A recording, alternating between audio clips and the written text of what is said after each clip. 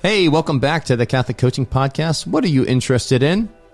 We care to know, and we're going to be exploring interest today as one of the points of awareness and unique mission. Yeah. And when was the last time somebody asked you that? And when was the last time you were actually interested in your own answer? And honest with your own answer. Yes. And gave yourself permission to actually have an interest that's outside of work and vocation and just for fun. Yeah. The devil does not want us to be engaged with our life. A fully alive life is man's glory, but God's glory is man fully alive, right? And so fully alive life entails that you're engaged with your interests. So we want to help you explore those today and identify those things that are getting in the way of even exploring those things. See you in there. Stick around.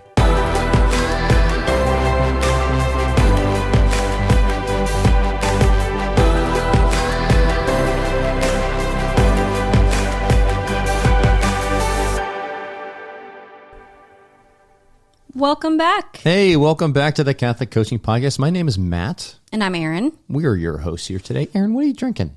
Oh, coffee with frothed almond milk and then a little bit of cinnamon. There's a little dusting of cinnamon on top. I keep hoping that the froth doesn't come off on my mouth.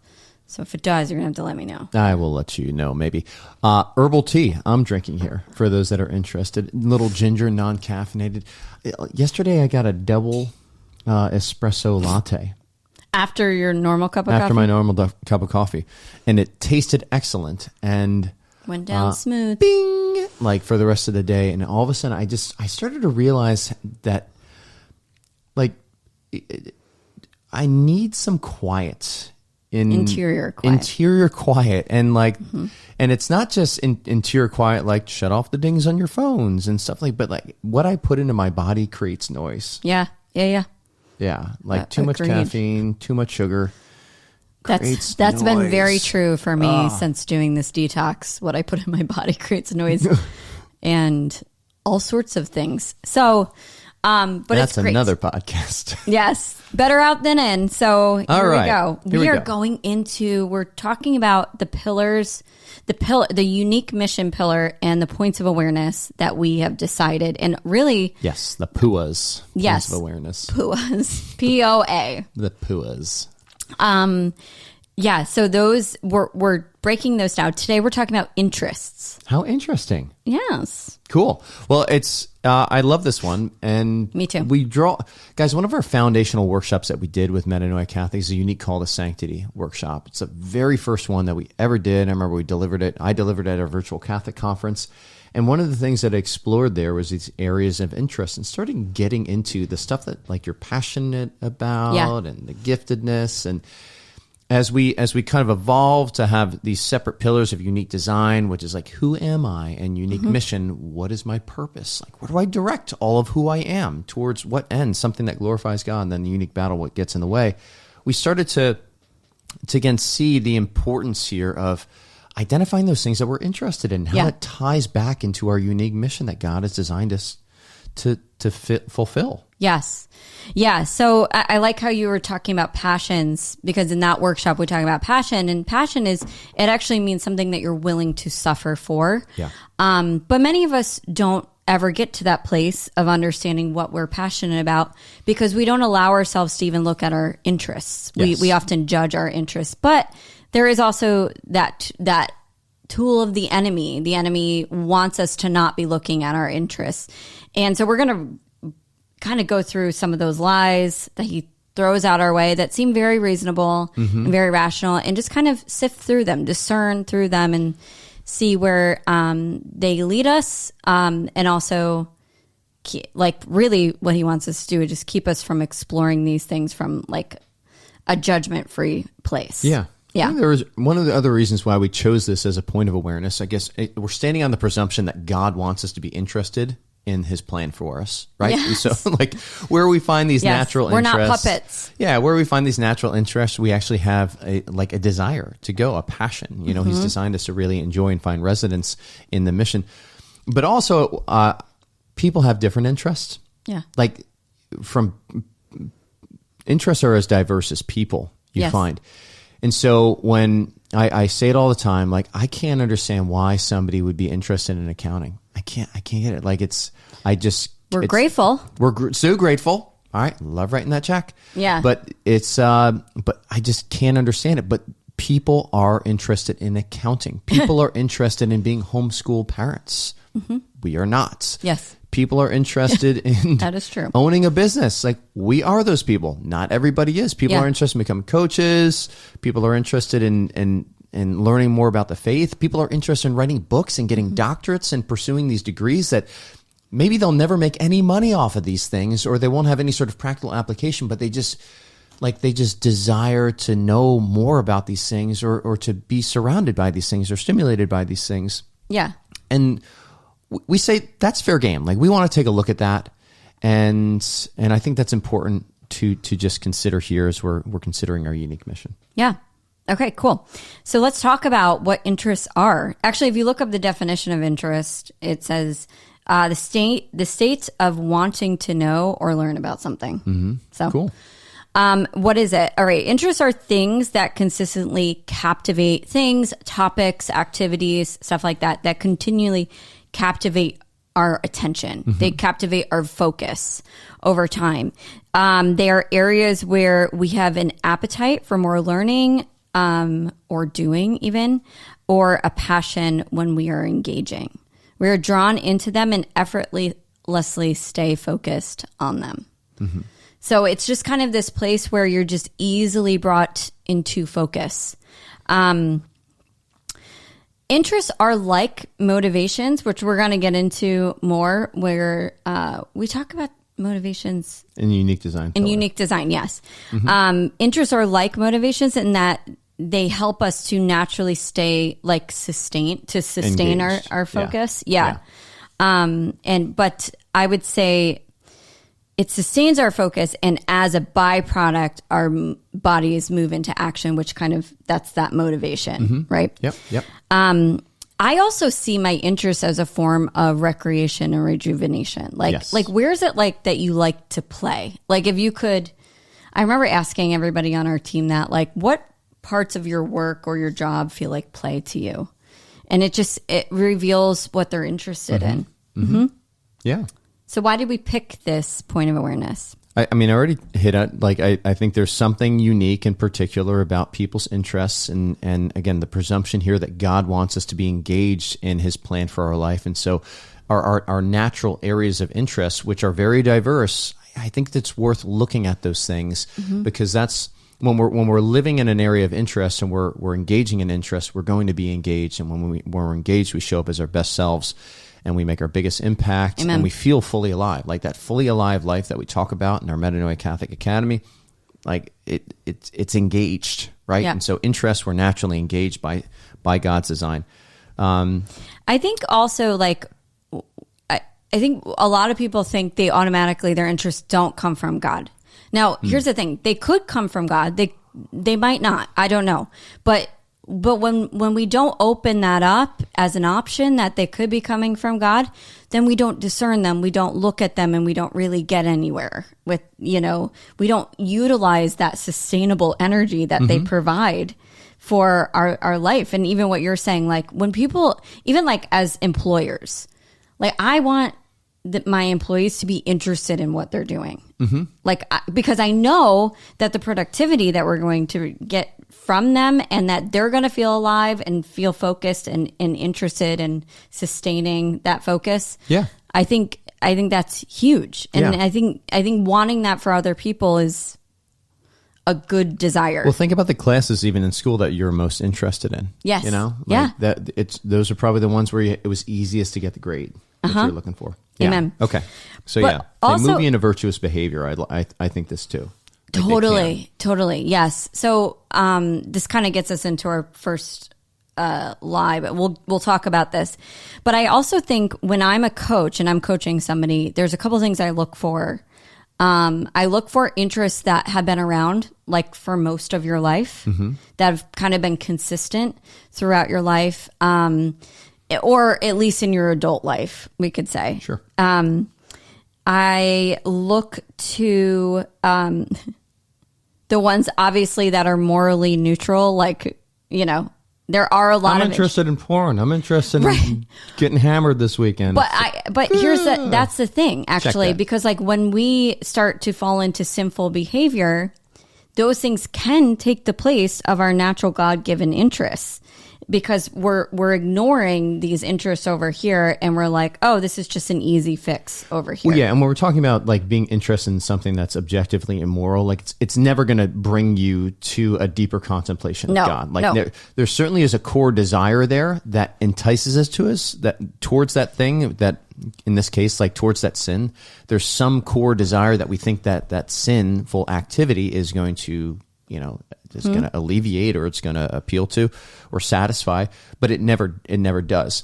But a good moral interest, when you engage in it, it has an upward spiral to it. It's not there if properly understood. Now, we can engage indulgently in interests where it's just like, you just get tunnel focused on the creature rather than understanding, letting it really elevate you. Truth, beauty, and goodness. Yes. Contemplate higher things. What is true about this? What is good about this? What is beautiful about this? Yeah. Like, those are great questions to ask. I know an area of interest for me personally is I've said it before, I nerd out on neuroscience. I didn't really know much about this until got home from Afghanistan, was going through my own combat trauma, wanting to understand that, reading up on these things, want to understand my Marines, seeing all the all the dysfunction and fallout of trauma over in combat, and wanting to understand like what was going on behind the scenes. And the more I read into this, and while at the same time learning about theology of the body, I'm just in awe with the way that God has designed our bodies and our brains and our hormones and like everything going on physiologically inside of us. It's so incredibly ordered, and it speaks to such an ordered God, an ordered, loving God. So that's an example of an interest of mine that I nerd out on, and it actually brings me to a place of contemplation. But it also has like a practical application with the mission that we have as a coach and as a Metanoia Catholic, our mission. I've always been interested in, even when I was doing hair, where I probably should have been like looking at like hair magazines. I was interested in personal development. I've always been like this combination of spiritual warfare and personal development. And like now look at what I'm doing, right? Like this is actually, it was pointing towards a mission that God was calling me on. But I always kind of judge myself for the spiritual warfare. I was like, what am I doing like with all of this stuff? And once you discover that not everybody nerds out on that like you do, you do feel a little insecure, like, oh, am I like being curious in areas that I shouldn't be? And I will say I always was held like a healthy level of discernment around even just that. But then the personal development too is like, where is this? Like this is like not allowed in the church, So I had like a lot of shame about that. Catholic? I remember I had a neighbor that came up and was just like, you do Catholic coaching? Can those two things coexist? And I was just like, I don't even understand that question, but I guess some people think that. Yeah. So like when you're not engaging your interests, I mean, there's definitely symptoms that show up. You're just not engaged in what you're doing. Like that's the first bored. thing. You're bored with it. You're unhappy with your job. When you're not life. engaged, you just don't care. And when you don't care, you don't really show up, and you don't bring your gifts to an area that you're not interested in. It even kind of builds some resentment. Like, I'm stuck here. I have to be here. Or even there's shaming that comes along where like, I should be interested in this and I'm not. I was listening to a TED talk literally today about this, and the comment below it was like, do what you love or whatever. I don't know what the TED talk was. And the comment below it was like, I'm mad jealous of people who know what they want to do. I'm like, oh, girl, all you have to do is just like answer these questions, or like a little bit. Just like, what do you mean you don't know what you want to do? Like, you got to start somewhere. You got to like, what do you like? Yeah. What do you nerd out on? Start with these points of awareness. Yes. The other thing is you find yourself asking other people, what should I do? Like, that's another symptom of this. Like this young girl, like, I'm jealous of people that don't know this. It's like, so I go outside. When we go outside to ask people what we should be interested in, it's kind of backwards, right? It really is something that how would they know? Exactly, right? They're going to tell you what they're interested in, and then it's going to be a should, and we'll get to that and how that doesn't work. And again, finally, what we see is people just start mimicking other people. And I think that this is helpful for a season. But if we're going to be following somebody's lead and kind of mirroring their life out of the belief that we'll find some sort of satisfaction with it, then we got to be students of ourselves during that process. It's okay to kind of be under somebody's, tutelage for a while and just, but do it with discernment, always consulting. Okay, like what's resonating with me and what's not resonating. Yeah, I'd like to add one more. You have untapped sustainable fuel. Like you're not tapping into that fuel that really can like help you to create a great impact in the world. Yeah. So benefits of really exploring your interests as points of awareness. 1, you become more engaged in your life. 2, you become more interested in what you're doing, and you become more interesting. Actually, interested people are interesting. Yes. And 3, you actually become more interested in other people and like kind of curious about their interests, because when you start to, it's just a natural overflow, I find, of like when you're excited about what you're doing. Totally. You just want to share that, and you get excited about what other people are doing here as well. Okay.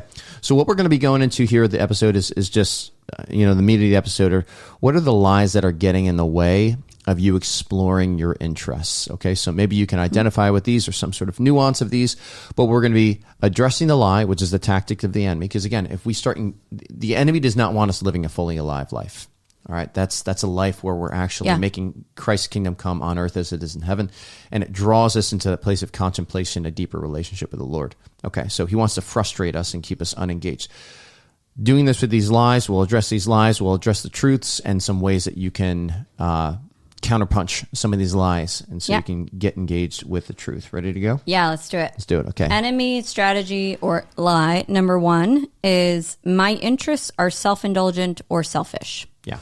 It's just like right out of the gate, they have to be. I see people do this with desires a lot, which makes me think of, it's like a cousin of interests, right? Desires, like what is it that you want? People just automatically assume that like you're selfish because you're thinking about yourself and you're thinking about what you like, and like automatically you're just going to bulldoze everybody else in your life because you're now a selfish person.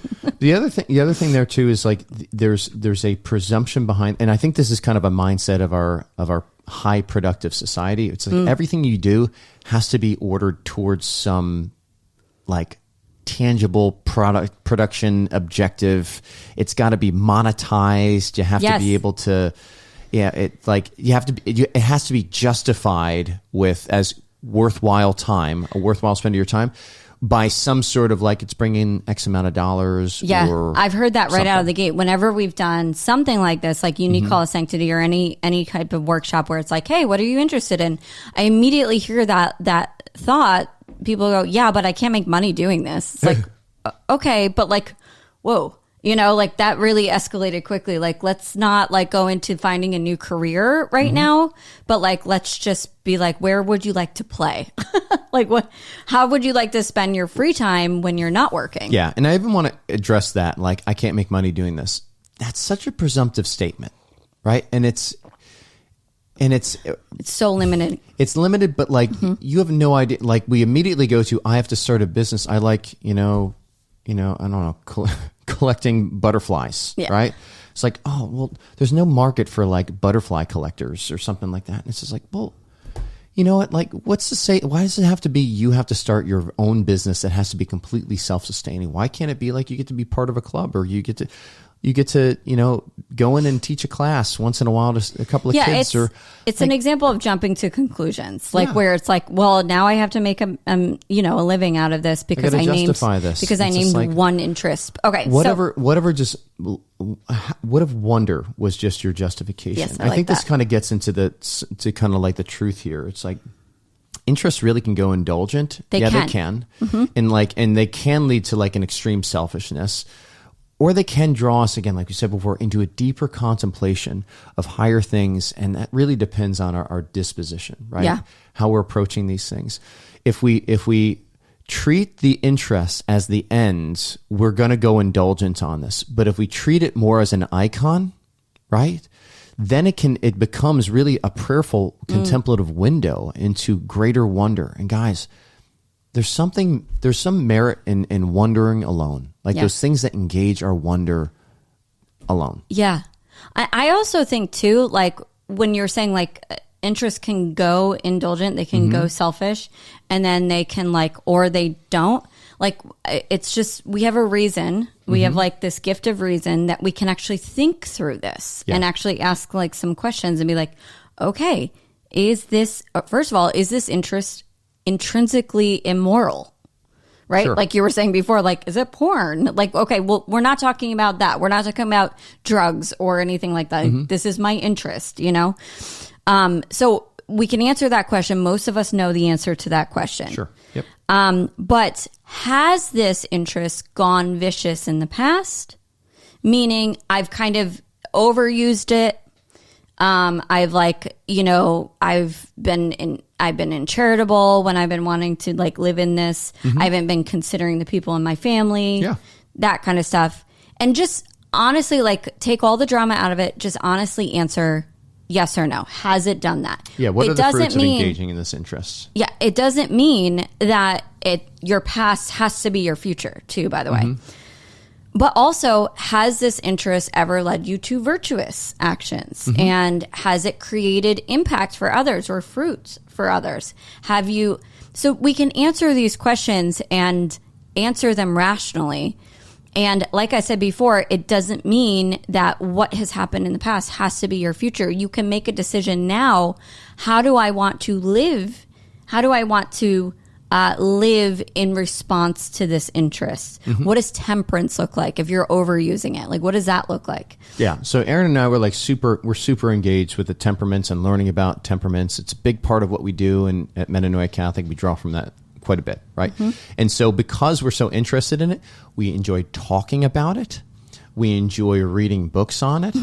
But if we're sitting down at the dinner table with our 5-year-old and we're talking about melancholic and phlegmatic and all these things, and she's not really, she doesn't understand these things, arguably that might be an overuse of that interest, right? We're indulging in it to a point where it's actually starting to cause some disharmony in our family. Our daughter feels left out of the conversation. And so our interests need to have temperance in their use, in their engagement here. Yep. And you will glorify God. And you get to choose that. Yeah. Right. Like anything we get to choose. Like it's the things that we're interested in are some sort of created good, right? Yep. And every created good has its purpose, its end, and we use it virtuously, engage with it virtuously when it's in line with that end. Yeah, I could say like I have been overindulgent in listening to talks on spiritual warfare, but also like on like political stuff, and I noticed an internal like a disquiet, you know, and I was just like, okay, boy. So like we just need to take it off. It doesn't mean we never are interested in it again, but like we just kind of temper when we listen to that stuff and when we don't. Yeah. Notice the fruits. Yeah. Notice the fruits when you're engaging in this area of interest, right? Is it bringing you up or is it bringing you down? Yep. Cool. So there's like also other things, the counter strategy, be present with your interests. I feel like these kind of go into other things, but like challenge your judgments of them. Yeah. Like what if this isn't selfish? What if this isn't wrong?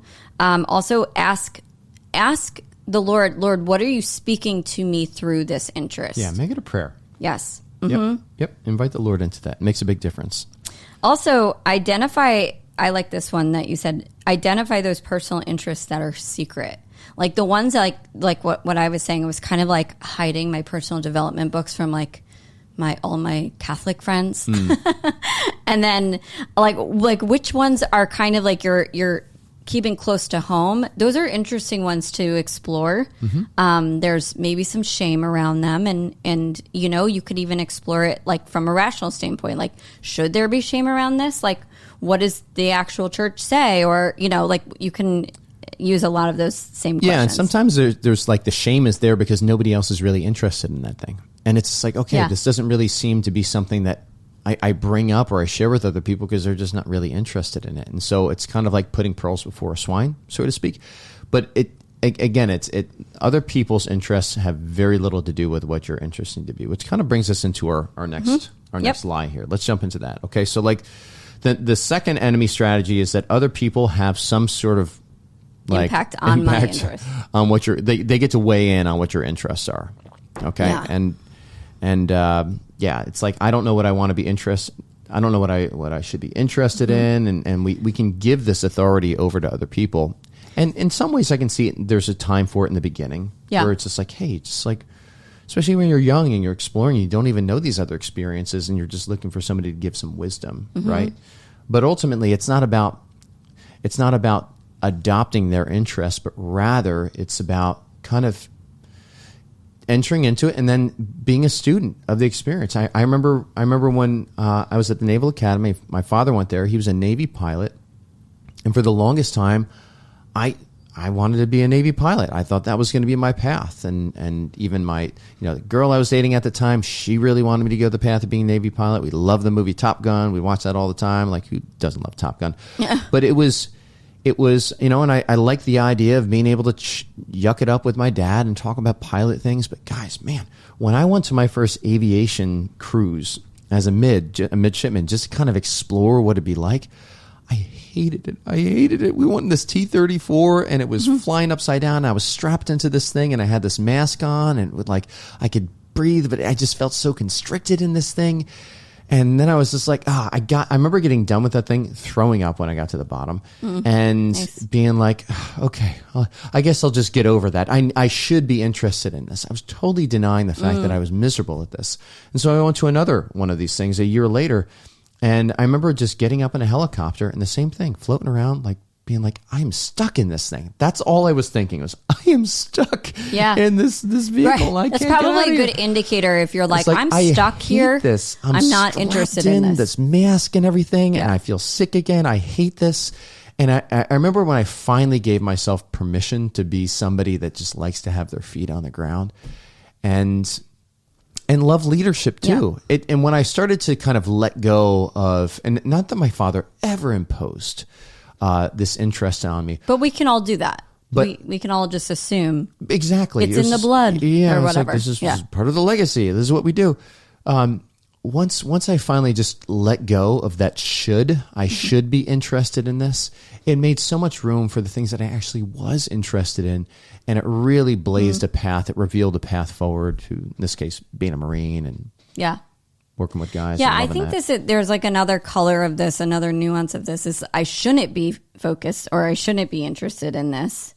And similar to what we were talking about in the last one, it's kind of like, well, like, why? Is there like actual data as to why you shouldn't be? Yeah. Yeah, that was something interesting too, Aaron. When we did the I don't know if this is a good time for the compass. Throw it in here. This was interesting, you guys. I got together with a group of guys. I led a cohort. We call it our compass cohort, and one of the things that we explore is what we call the called story. That's co-authored with God, and then there's the condemned story. And the condemned story is just where you feel like life is being sucked out of you. It's not necessarily your places of deep trauma. It's rather just like where you just don't feel alive or engaged. Yeah.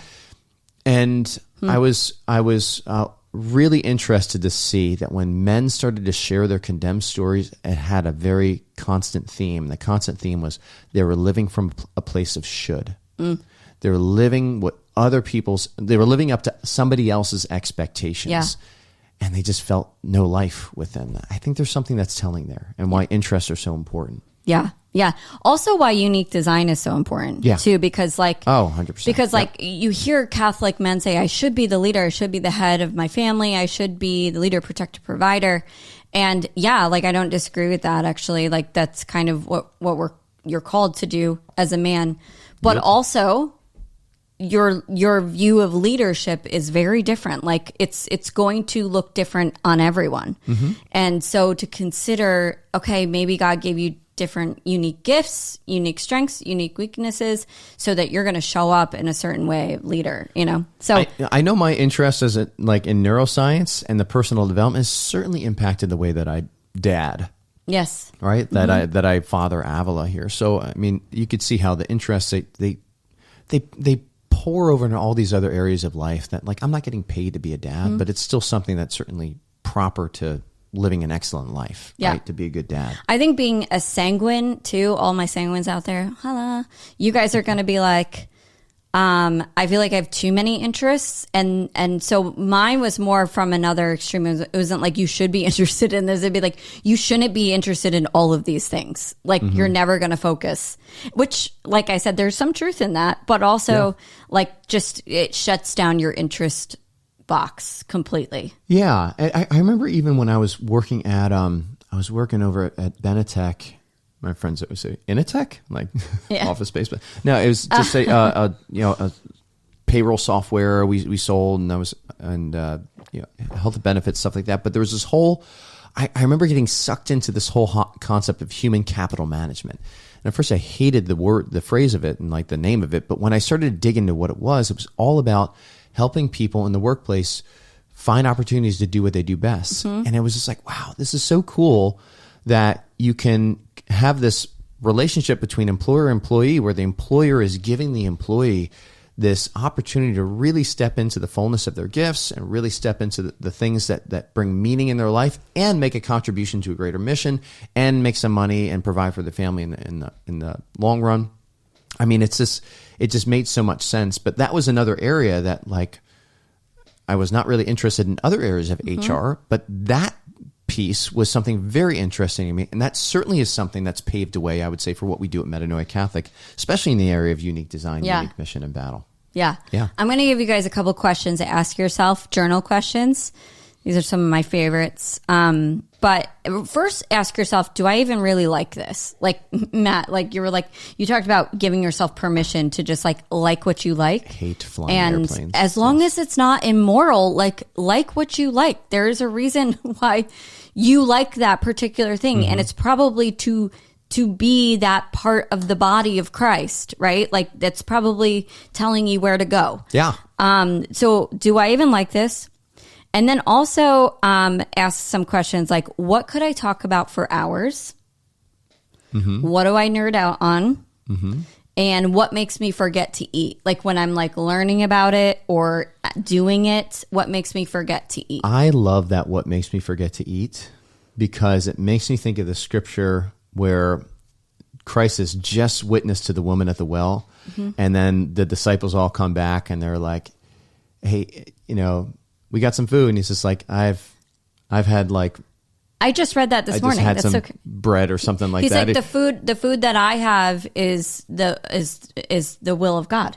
Which is like so like beautiful. The word of God. Like it's like the will of my Father, the one who sent me. The will of my Father, right? And every man does not live by bread alone, but by every word that comes forth from the mouth of God. And so when you think of your unique mission, it's really a unique word of God that you're making visible to the world. And so there's something that when you're engaged with that, you start to forget to eat because you are being so fed by it. I would say it's another side of that too, because so often we have these counterfeit interests. But they're really numbing agents. Okay. Right? And so when it's like we forget to eat, or you could be like when we forget to scroll on social media, or we forget to drink, or we forget to watch porn or something, right? Like whatever these numbing agents are that you're going to when you're forgetting about those things. I get it.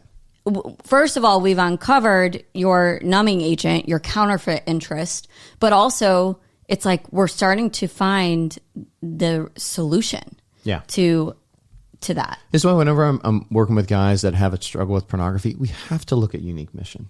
Like oh my gosh, it's so huge. We need to do something that engages the meaninglessness. Yes. Right. That and addresses that and gets them engaged elsewhere. Okay. Yep. All right. So, awesome. I love how also, I just want to highlight here, Erin, you had an interest that seemed indulgent before we got married. You were like, I want to move to San Diego. Yeah. It did, but like I didn't really struggle with that one. I finally gave myself permission to like want it. And then she met me a week and a half later. Yes, I met you. So you never know where your interests are just kind of, maybe it's just something that like the Lord's inviting you into for a short season, right? And you don't necessarily have to understand it, but it's like, I'm really interested in this. It's moral. It's good. I discern it. Lord's with me. Let's do it. Yeah, give it some room. Yeah. Like just water it a little bit. See what the fruits are. I'm glad you engaged that interest. Me too. San Diego. Me too. All right. Enemy 3. Enemy line number 3. Final one. My interests are frivolous and unimportant. So this is kind of like the first one where it's like, just that immediate judgment of like they're selfish. But this one's a little bit, I think, a little bit more insidious because it seems pretty benign. Okay. It seems like, yeah, well, and then that's where that one where it's like, yeah, we'll never be able to make money doing this. Or it's like, oh, this is how I always know we're getting somewhere in a coaching call where somebody starts by saying this. It's silly and kind of small, but you know what I like? And I'm like, ooh, tell me. What? Like, what are you thinking is silly and small? And just lean into it. Get a little more curious about that. Or you're going into like, this is unholy too. Yeah. Because it's not directly focused on God. But as we said, God can work with all different interests. Like the interest of me moving to San Diego and like wanting to live in California for some time in my life, like led me to my husband, to my vocation. So it wasn't directly focused on God. I definitely spoke to God throughout that process and prayed and listened to him. But like nobody would say you moving to California in the middle of a recession, by the way, is directly focused on God. No. Yes. And now whenever she sees me, she sees the cross. What does that mean? What does that mean? Oh, I am sanctifying you. That's what it means. Oh, yeah. The old ball and chain. Yeah. So like the silly kind of small, and I think there's even a little bit of a presumption here again. The presumption is that you've got the full story, right? Oh my gosh, yes. So like you have no idea who else the Lord is going to bring into your life to kind of bring, next level, whatever it is. And like the little thing that you were engaged with and you're interested in, suddenly it's just elevated or it unlocks a potential that wasn't available prior to engaging that interest. So when we start to explore these interests and we do it in a way that's moral and virtuous, guys, it starts to open up new potential to us. Yep. Right? That we wouldn't have had we never gone down that path. So I think something that's interesting here too is, this is kind of a side note, but you could be talented in something, you could be gifted in something, and we're going to get into that in another podcast coming up. But if there is no interest there, it kind of loses its impact. That was definitely me with doing hair. I was like, oh, this is what's making me money, right? I'm doing my job and I'm like talented in this area. But what I started to discover was the Lord was starting to speak to me and being like, why do you spend the most time with your clients? Why are you always talking to them about God? Like covertly talking to them about that? Like, why are you like sitting there and helping them longer than other people? And it was just kind of starting to open up this, like even just that little interest of being like, I'm going to go down this path because it's kind of easy, like doing hair. It's just, you feel like you're in like a sleepover, like your whole life, like you're just at a sleepover braiding people's hair. So I was like, this is fun and easy and great. I get to connect with people. But the Lord started to reveal another interest. And I think of St. Peter too. St. Peter started as a fisherman, right? I don't know why he, maybe it was family trade, whatever, like probably it was. But he got into that and he was interested in that. And then the Lord was like, I'll make you fishers of men. Yeah. Yeah. Revealed his fishers of men. Fishers of men. Yeah. Revealed his mission through his interests. Yes. Yes. And so that is another reason why you might want to do that. But anyway, if we sit there and we go, oh, this is frivolous and unimportant, or it's not directly pointed towards God, we're really limiting God's ability to do that, to do the very thing that he did with St. Peter. Yeah. And again, this gets into that whole, like, just there's value in wonder. There's value in just wandering alone. And the reason I say this is because there's something proper to what it means to be human by just wondering, contemplating. Like the highest form of prayer is contemplating. It doesn't mean that you're arriving at like this deep understanding, but you're entering into a deeper mystery. And often our interests have a way of drawing us into a mystery, which really I think is iconic to our relationship with God, right? Oh, How totally. can we fully grasp the infinite? Well, we can't. We can enter into the mystery, and there's a knowledge that comes by entering into the mystery and just kind of letting go of the need for understanding or practical application or making money at something. I think, Josh Miller's got his book Unrepeatable, And there's a story that sticks out in there from this guy, William Bennett, late 19th century, early 20th century. He was the first person to take pictures of snowflakes. He like begged his parents for this special microscope that he could hook a camera up to. And I mean, this is like the turn of the 20th century here, folks. Not everybody had microscopes or even knew what a microscope was, let alone a camera. And his mother finally told the father, like, hey, I think it'd just be good for him. But like, there was no they recognized that there was no practical, reason why he should really engage with this. And you know what? He took all of these amazing photos. He finally cracked the code on how to take these pictures. And he didn't really make money at it, guys. Like, there wasn't, I wish there's a part of me that's just like, oh, and then he became world famous and he traveled the world and he's in all these books and like his stuff is in some museums. He shared it with some other people that kind of, that built upon, what he was revealing, the science that he was coming to understand. But at the end of the day, I think maybe he made like a couple $1,000s, but nonetheless, he was just doing what he loved to do. And he was passionate about it. And here he was in Vermont, of all places, which is like, even geography has something to do with like where you are has something to do with your unique mission. Right. Yeah. I think that kind of leans on the idea when we're in the beginning, when we're talking about interest. It's like, even if it's just to rejuvenate you, even if it's just as a form of recreation, like there's a reason why God, I like looking at interest almost like how we look at desire, and how at the core of our desire, we desire God. And at the same thing, at the core of our interest, we're interested in God. We're interested in learning and knowing more about God because our hearts are always pointed towards him. He created them, and he knows that that's the only fulfillment of that.